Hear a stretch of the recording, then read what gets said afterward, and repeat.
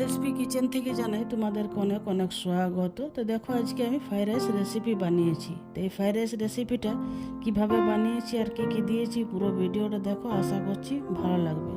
আর ভালো লাগলে অবশ্যই একটা লাইক শেয়ার করো এবং পাশে থাকার অনুরোধ রইল। তো চলো দেখিয়ে দিই কী কী নিয়েছি। তো পুরো ভিডিওটা স্কিপ না করে দেখার অনুরোধ রইল। তো প্রথমে দেখিয়ে দিই, আমি বাসমতি রাইস নিয়েছি 300 গ্রামের মতো। এটা আমি 30 মিনিট আগে ভিজতে দিয়ে রেখে দিয়েছিলাম। তো চালটা কিন্তু খুব সুন্দরভাবে ভিজে গেছে। তো নিয়েছি কিছুগুলো সবজি আমি, আর এই সবজিগুলো দিয়ে আজকে রান্নাটা করব। তো বাঁধাকপির সাদা অংশটা নিয়েছি, একটা মিডিয়াম সাইজের 4 ভাগের 1 ভাগ। আর নিয়েছি বিনস 1 মুঠোর মতো আছে। তো বিনসগুলো কীরকম কেটেছি একটু সামনের থেকে দেখিয়ে দিই।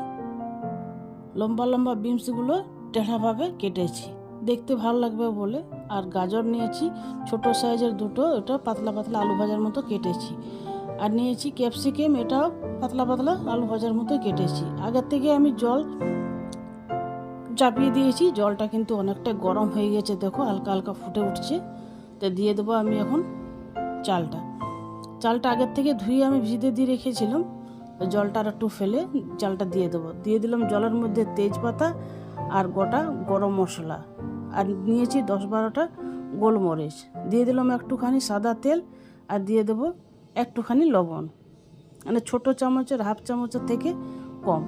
এবার চালটা দিয়ে দেবো। তেলটা দিলে কিন্তু ভাতটা খুব ঝরঝরে হবে, তার কারণেই তেলটা দেওয়া। চালটা আমার দেওয়া হয়ে গেছে, একবার ডাবুটা দিয়ে ঘেটে দিই, তা নাহলে তলার মধ্যে বসে থাকবে।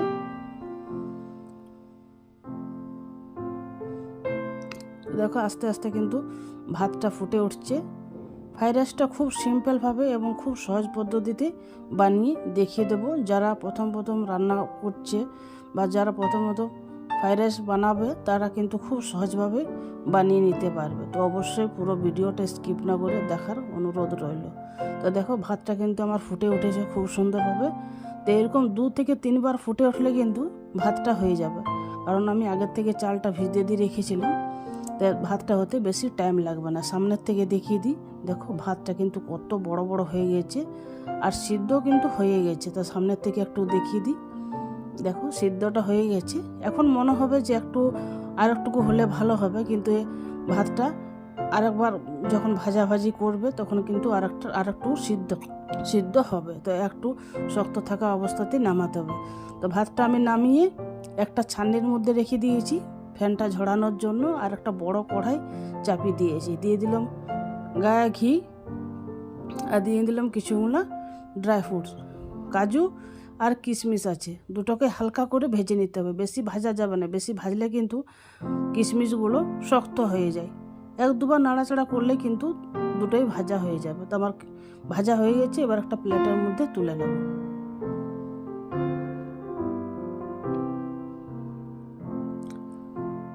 সবগুলো তোলা হয়ে গেছে আমার, এবার দিয়ে দেবো। দেখো কতটা সুন্দর লাগছে দেখতে। এবার ওই ঘির মধ্যে দিয়ে দেবো কেটে রাখা ক্যাপসিকাম আর বিনস। ক্যাপসিকামটা রেখে দিয়েছি, গাজর আর বিনসটা দিয়েছি, কারণ ক্যাপসিকামটা পরে দিলে কিন্তু ক্যাপসিকামের যে ফ্লেভারটা আছে ওটা গন্ধটা কিন্তু দারুণ লাগে পরে দিলে, সেন্টটা। আর ক্যাপসিকামটা পরে দিলে কিন্তু খেতেও ভালো লাগে, আর এটা ভাজার সময় যদি দেওয়া হয় তো অনেকটা নরম হয়ে যায়। তাই ক্যাপসিকামটা আমি রেখে দিলাম। বিনসটা আর গাজরটা দিয়ে কিছুক্ষণ ভেজে তারপরে আবার বাঁধাকপিটা দিয়ে দিলাম। দিয়ে দেবো আর একটুখানি ঘি, যেহেতু বাঁধাকপিটা আছে, বাঁধাকপির যে ফ্লেভারটা এটা একটু আলাদা, কিন্তু ঘিটা দিলে একটু বেশি দিলে কিন্তু ফ্লেভারটা খুব সুন্দর আসবে। তো তোমরা যদি চাও তো বাঁধাকপিটা স্কিপও করতে পারো, কিন্তু বাঁধাকপিটা বুঝতে পারবে না যে বাঁধাকপি দেওয়া আছে, এটা ভাজার পর অনেকটা কমে যায়।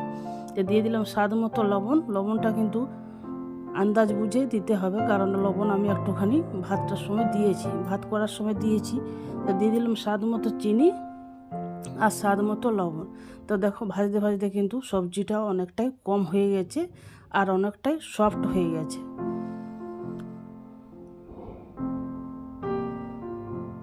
অনেকটা কমে গেছে সবজিটা। এবার একটুখানি জলটা মরিয়ে নিতে হবে। লবণ আর যে চিনিটা দিয়েছে সেটার মধ্যে একটু জল বেরিয়েছে, সেই জলটা শুকিয়ে নিতে হবে। তো একটু চারিপাশে মেলে দিয়েছি। এদিকে আমি ভাতটা দেখিয়ে দিই, দেখো কতটা সুন্দর হয়েছে আর কতটা ঝরঝরে হয়েছে, আর ভাতটা দেখো এখন কতটা নরম হয়ে গেছে। এবারে আমি দিয়ে দেবো ভাতটা, একবারে সবটা দেব না, অর্ধেকটা দিয়েছি, অর্ধেকটা দিয়ে আগে ভালো করে মিশিয়ে নিয়ে তারপরে অর্ধেকটা দেব।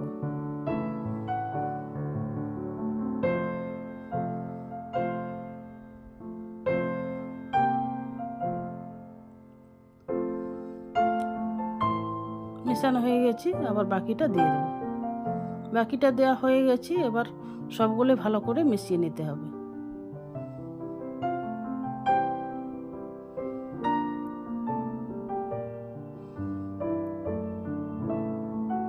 এ সময় কিন্তু আঁচটা একবারে লোতে রাখতে হবে, তা নাহলে তলাতে খুব তাড়াতাড়ি লেগে যাবে।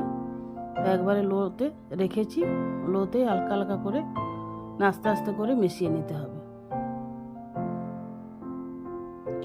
দেখো কতটা ঝরঝরে হয়েছে, একটারও একটা গায়ে লেগে নেই ভাত, আর দেখতেও কিন্তু খুব সুন্দর লাগছে। এরকমভাবে তোমরা অবশ্যই একবার অন্তত বানিয়ে দেখতে পারো। আমার মেশানো হয়ে গেছে, এবার শেষে দিয়ে দিলাম কেটে রাখা ক্যাপসিকামটা শেষে দিলে টেস্ট কিন্তু দারুণ হয় আর ফ্লেভারটা কিন্তু খুব সুন্দর আসে। এবার দিয়ে দিলাম ভেজে রাখা ড্রাই ফ্রুটসগুলো, আর একটুখানি চিনি দিয়ে দিলাম আমি, স্বাদটা আর একটু ভালো লাগবে বলে, আর ফ্রাইড রাইস একটু মিষ্টি মিষ্টি খেতে ভালো লাগে। আর দিয়ে দিলাম একটুকু ফ্রাইড রাইসে যে মশলাটা থাকে সেটা একটুখানি দিয়ে দিলাম, আর দিয়ে দিলাম চেরি ছোটো প্যাকেটের যে প্যাকেটগুলো হয় সেগুলো একটা আমার কাছে ছিল, ওটা আমি কেটে দিয়ে দিলাম। এবার সবগুলো ভালো করে আবার মিশিয়ে নিতে হবে।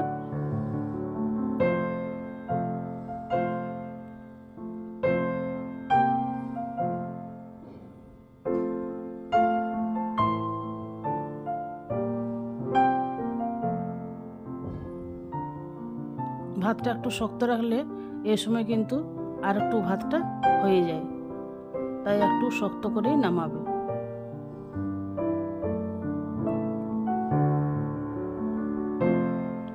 সবগুলো ভালো করে মিশানো হয়ে গেছে, এবার একটু উপরে একটুখানি ঘি দিয়ে দেবো।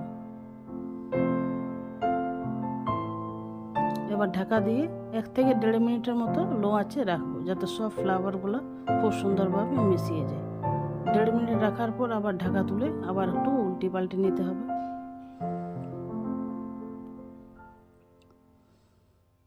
ফ্রাইড রাইস বলো পোলাও বলো একটু ঘিটা একটু বেশি লাগে, তো তোমরা কম বেশি করে নিতে পারো।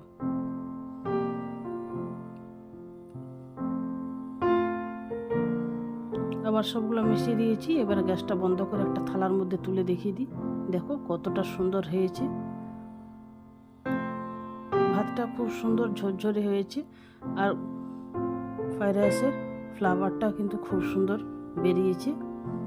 তো তোমরা অবশ্যই এরকমভাবে একবার অন্তত ট্রাই করে দেখতে পারো। তো পুরো ভিডিওটা দেখার জন্য অসংখ্য ধন্যবাদ জানাই।